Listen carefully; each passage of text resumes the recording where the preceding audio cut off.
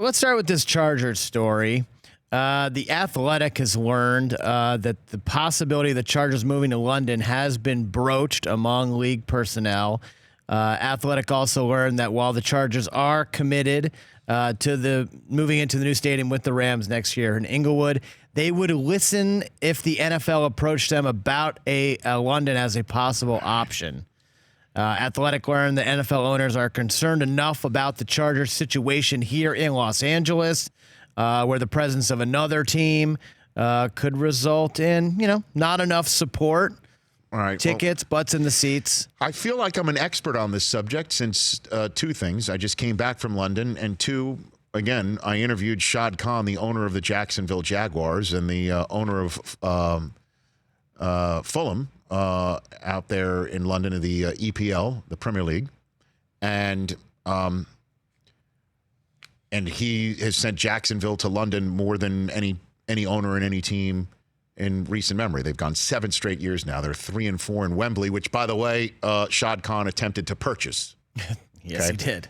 And the reporter from The Athletic, Vincent Bonsignor, covers the Rams locally for a radio station here, so he's definitely plugged in to the Los Angeles football scene. All that said, two things. One, in interviewing Shad Khan for The Grind on Epix on Wednesday night, 9 Eastern Time, I asked him point blank about the Jaguars moving to London. He said that's not happening. Okay. I asked him point blank if there could be an 8-game schedule in London, meaning, again, no home team in London, but a home schedule for London. Right. Where New England fans get 8 home games, Green Bay fans get 8 home games, London fans get 8 National Football League games. Oof. Which would be double the number that they currently have. And they've sold them all out. I've seen Tottenham with my own 2 eyes, and I've seen Wembley with my own 2 eyes. Wembley had 84,000 fans in it for Jaguars and Texans. And it's not filled with just, expats who live in London. It's Brits. And it's, honestly, I met probably 24 fans face-to-face conversations before and after the game. Not a single one of them had an American accent. One said I drove all the way from Bulgaria. One said I drove all the way from Italy. Okay? Another one told me a Brit stopped me wearing a Steelers garb, but the Steelers salute to service month garb from last year. Oh, wow. Okay?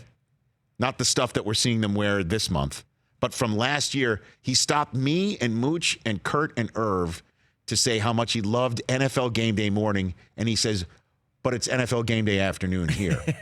And the point of that is, again, and this is what's a tough sell in London, despite the fact that they're selling these games out. There's no place to watch NFL games once you leave the stadium. None.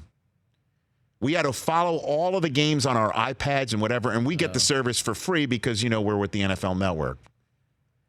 And the marquee games are in the middle of the night. Imagine not knowing, being a diehard football fan, but not knowing who Al Michaels is because you sleep through most of his games. Kickoff of Patriots-Ravens, 1:15 in the morning. It's a tough sell. And in terms of the teams that go over there, it totally messes with your body clock. It's very difficult. Even if you do have a team, like say if the Jaguars go twice next year, they could say, we'll take 2 of our games out of Jacksonville. You can hold the world's largest outdoor cocktail party in one of them like they did this past weekend. Yep. And then, so Jacksonville fans still get a football game when the Jaguars aren't there, and just say one other week we'll go. And we'll do it back-to-back weeks. It's still really expensive. I mean, and I know you're like, well, their money's coming out of everywhere. But it's not. Financially, it's not simple. Put it all together, and having a team all the way over there for 8 games, and then they go on the road, how in the world do they not go 0-8, 1-7? It does not make sense. And again, I asked Shad Khan, what about an 8-game schedule, just to bring it all together? He said that's far off, that the 4 is currently working right now. All that said, his coach also told us on Saturday that he wasn't going to make a decision on the quarterbacks until after the bye week, and he just spoke in Jacksonville naming Nick Foles the quarterback. So I don't think it's viable to put an NFL team full time in London. I just don't. And right now, it's not viable to have a full home schedule of 16 different teams or 8 different games there either. For more of The Rich Eisen Show, tune to Audience Channel 239 on DirecTV for free on BR Live or download the Rich Eisen Show app.